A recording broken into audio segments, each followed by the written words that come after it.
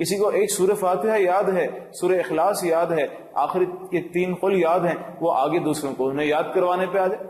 کسی کو ایک آیت کا ترجمہ آتا ہے، وہ دوسرے کو بتا دے، جس طرح اللہ کے رسول صلی اللہ علیہ وسلم نے فرمایا کہ بلغوا انی ولو آیۃ، کہ میری طرف سے پہنچاؤ، میرے بہاف پر پہنچاؤ، چاہے تمہیں ایک ہی آیت آتی ہو۔ تو یہ رسپانسبلٹی بھی اللہ کے رسول صلی اللہ علیہ وسلم میرے اور آپ کے اوپر ڈال کے گئے ہیں کہ بھئی میرے امتیوں کو قرآن آگے پہنچانا ہے، کیونکہ اب کوئی اور نبی تو آئے گا نہیں، اب کوئی نیا نبی نہیں آنے والا۔ اللہ کے رسول صلی اللہ علیہ وسلم کی نبوت کا جو کام ہے کہ انسانوں کو اللہ سے جوڑنا، اب یہ کام امت کے سپرد ہے اور یہ امت نے یہ کام کرنا ہے۔ تو گویا کہ 5واں حق قرآن حکیم کا یہ ہے کہ اس کو دوسروں تک پہنچایا جائے۔ تو یہ 5 حقوق ہو گئے قرآن حکیم کے۔ ایک، قرآن پر ایمان لایا جائے، جیسا کہ ایمان لانے کا حق ہے، گہرے یقین کے ساتھ کہ یہ اللہ کا کلام ہے۔ پوری دنیا غلط ہو سکتی ہے، اس قرآن کا ایک حرف بھی غلط نہیں ہو سکتا۔ نمبر 2، اس کی تلاوت کی جائے جیسا کہ اس کی تلاوت کا حق ہے، اس کو یاد بھی کیا جائے تاکہ قرآن میں جو ہے نماز میں تلاوت کر سکے ہم زیادہ سے زیادہ۔ اسی کے ساتھ ساتھ اس کو سمجھنے کی بھی کوشش کی جائے، جتنا جتنا ہم سمجھ سکتے ہیں، جتنی جس کی صلاحیت ہے۔ ایک مزدور کے لیے جتنا سمجھنا ہے اس سے کہیں زیادہ سمجھنا ہوگا اس شخص کے لیے جو کہ ایک طالب علم ہے، اور اس سے کہیں زیادہ سمجھنا چاہیے، سمجھنا لازم ہے، ضروری ہے اس شخص کے لیے جو کہ کوالیفائڈ شخص ہے، جو کہ ایک جو ہے وہ ایک معتد بھی تعداد میں اپنا وقت اور اپنے زندگی کے سال گزار چکا ہے دنیاوی تعلیم حاصل کرنے کے لیے، تو اس کی ذمہ داری اور بڑھ جاتی ہے۔ یعنی جو جتنا کمپیٹنٹ ہے، جو جتنا کوالیفائڈ ہے، جو جتنا باصلاحیت ہے، اسے اتنا ہی زیادہ قرآن کو سمجھنے کے لیے ایفرٹ کرنی ہے اور زیادہ سے زیادہ قرآن کو سمجھنا ہے تاکہ وہ قرآن کی خدمت کر سکے۔ اسی کے ساتھ جتنا سمجھ میں آیا، جتنا معلومات میں آیا قرآن، اس پہ عمل کرنا ہے اور دوسروں کو بھی اس کی طرف لے کر آنا ہے، دوسروں کو بھی جو ہے وہ عمل کروانا ہے، سمجھا کر، آرگیومنٹ کے ساتھ، جو ہے وہ دلیل کے ساتھ، حکمت کے ساتھ، موعظت کے ساتھ۔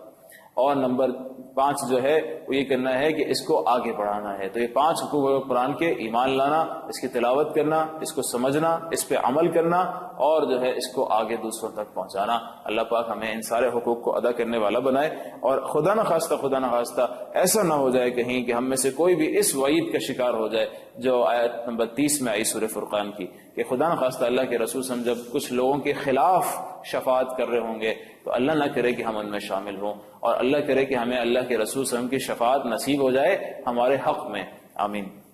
تو یہ 5 حقوق قرآن مجید کے، یہ تھی آج کی پہلی بات، سپارہ نمبر 19 کی۔ آج کی دوسری بات جو ہے یہ اسی سورہ فرقان سے متعلق ہے، اور یہ سورہ فرقان کے آخری رکوع کے اندر جو بات آئی ہے اس سے متعلق ہے۔ سورہ فرقان کے آخری رکوع میں اللہ پاک نے ایک عنوان قائم کیا ہے، اور وہ عنوان قائم کیا ہے عباد الرحمن کا، کہ رحمان کے کچھ بندے ہوتے ہیں خاص۔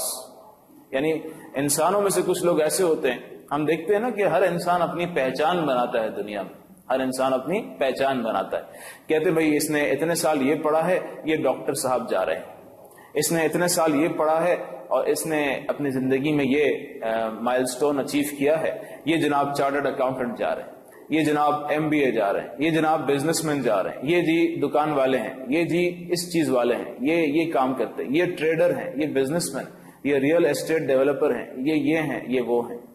ہر انسان نے زندگی میں اپنی پہچان بنائی ہے۔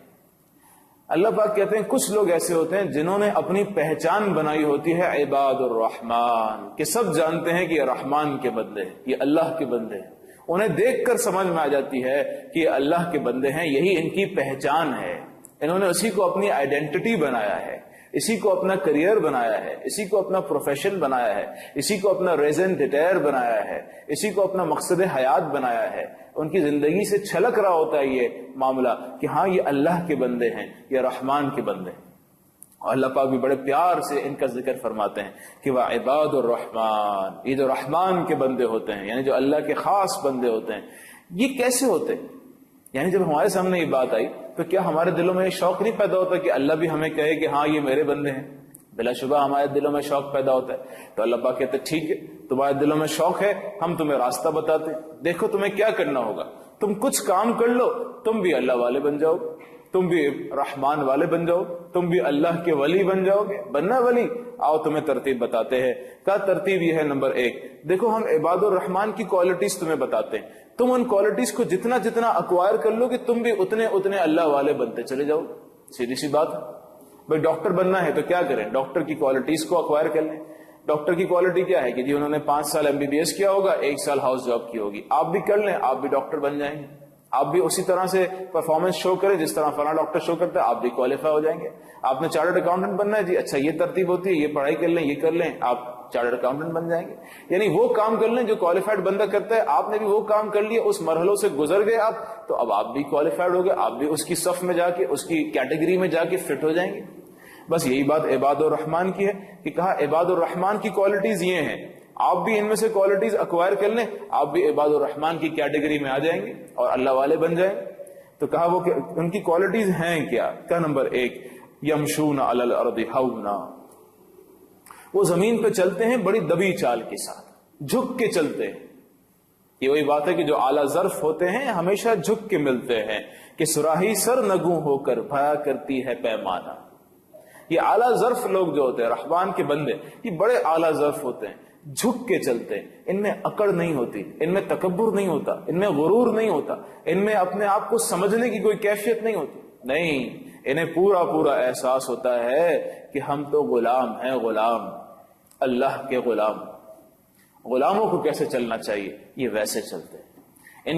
ان کی چال میں وقار ضرور ہوتا ہے، عزت ضرور ہوتی ہے، اور جو ہے انٹیگریٹی چھلکتی ہے، وقار ان کی شائستگی ضرور ہوتی ہے، اور بہت ہی جو ہے وہ ایک اعلیٰ انداز سے اعلیٰ اخلاق کا پرتاؤ ضرور ہوتا ہے، لیکن تکبر نہیں ہوتا، مزاج میں بے رخی نہیں ہوتی، جو ہے وہ کڑک پن نہیں ہوتا، نرم مائل ہوتے ہیں، آمادہ ہوتے ہیں ہر بات کرنے پر. کبھی جو ہے وہ اس طرح کی اکڑ نہیں دکھاتے، کبھی لوگوں سے رخ نہیں پھیرتے، جس طرح کہ اللہ کے رسول صلی اللہ علیہ وسلم. اللہ کے رسول سے بڑا کون عبد الرحمن ہو سکتا ہے؟ اللہ کے رسول صلی اللہ علیہ وسلم کے بارے میں آیا شمائل کی کتابوں میں کہ آپ سے جب کوئی ملتا تھا، کوئی گفتگو کرتا تھا، تو آپ صلی اللہ علیہ وسلم ایک طرف ہو کے نہیں دیکھتے تھے اس کو، بلکہ پورے اپنے وجود کے ساتھ متوجہ ہو کے دیکھتے تھے. کیوں؟ گردن ٹیڑھی کر کے دیکھنا بھی تکبر کی نشانی، کہ آپ کسی کو اس قابل بھی نہیں سمجھتے کہ آپ اس سے صحیح طرح سے بات کریں. نہیں، بلکہ جب بھی کوئی بات کرتا اللہ کے رسول سے صلی اللہ علیہ وسلم تو آپ پورے ہمتن گوش ہو کے اس کی بات کو سنتے، یعنی اس کو بالکل اپنی ضرورت سے زیادہ امپورٹنس اس کو دیتے، جتنی اس کی امپورٹنس ہوتی اس سے زیادہ اس کو امپورٹنس دیتے. اور آج دیکھیں بدقسمتی سے ہمارا اخلاق کیا ہوگی کہ ذرا کوئی جو ہے وہ ہمیں ایسا لگتا ہو کہ ایک شخص اتنا زیادہ ویل آف نہیں ہے، اتنا زیادہ جو ہے اس کے جو ہے سوشل سٹیٹس نہیں ہے، ہم اس سے تمیز سے ملتے بھی نہیں.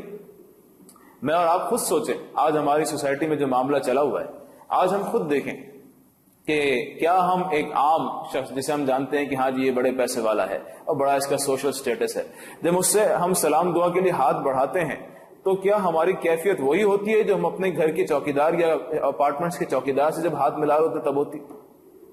کیا دونوں سے ہاتھ ملاتے ہوئے ہماری کیفیت برابر ہوتی ہے؟ یا ہمارے دل میں یہ بات آتی ہے کہ جی فلاں کی عزت زیادہ ہے، فلاں کی عزت کم، فلاں کو توجہ ہم زیادہ دیتے ہیں، فلاں کو توجہ ہم کم دیتے ہیں؟ یہ مجھے اور آپ کو خود طے کرنا ہے. یہ قاضی اللہ نے اندر دل میں بٹھایا ہوا ہے کہ یہ ضمیر کی آواز کو سننا ہے کہ یہ ضمیر کیا کہہ رہا ہے، کہ کیا ہم صحیح کام کر رہے ہیں، کیا ہم واقعی میں یہ بات کر رہے ہیں جو یہ عباد الرحمان کی صفات میں سے آئے. تو کہا یمشون علی الارض ہونا، تواضع کے ساتھ. اور جو تواضع کرتا ہے، جو تکبر کو چھوڑ دیتا ہے، اس کے بارے میں اللہ کے رسول صلی اللہ علیہ وسلم نے کیا فرمایا کہ من تواضع للہ رفعہ اللہ، جو اللہ کے لیے تواضع کرے گا، جھکے گا، تو اللہ اس کو بلندیاں عطا فرمائے. تو بلا شبہ یہ بلندیوں کا راستہ ہے، اور یہ کہ جھکنا چاہیے عباد الرحمان کی صفات میں، تکبر نہ ہو. تکبر کسے کہتے ہیں؟ تکبر اللہ کے رسول صلی اللہ علیہ وسلم فرمایا تکبر دو چیزوں کا نام ہے. ایک یہ کہ حق تمہارے سامنے آ جائے، سچائی تمہارے سامنے آ جائے اور تم اس کا انکار کر دو کہ میں نہیں مانتا، یہ تکبر ہے. نمبر 1. نمبر 2، دوسرے انسانوں کو اپنے سے کمتر سمجھنا کہ یہ گھٹیا ہے میں اعلیٰ ہوں، یہ تکبر.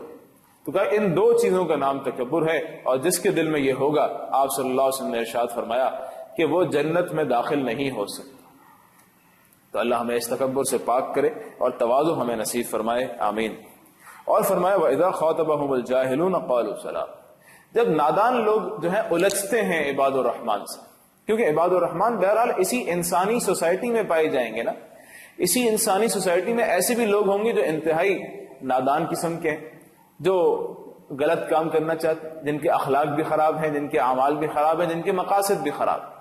جب یہ لوگ الجھنا چاہتے ہیں، انٹینگل کرنا چاہتے ہیں عباد الرحمان کو، تو عباد الرحمان قالوا سلاما، وہ سلام کر کے آگے بڑھ جاتے ہیں کہ نہیں نہیں، ہمارے پاس تمہارے پیچھے وقت برباد کرنے کے لیے وقت نہیں ہے. تمہارے لیے ہماری طرف سے سلامتی ہے، ہم تمہیں سمجھاتے رہیں گے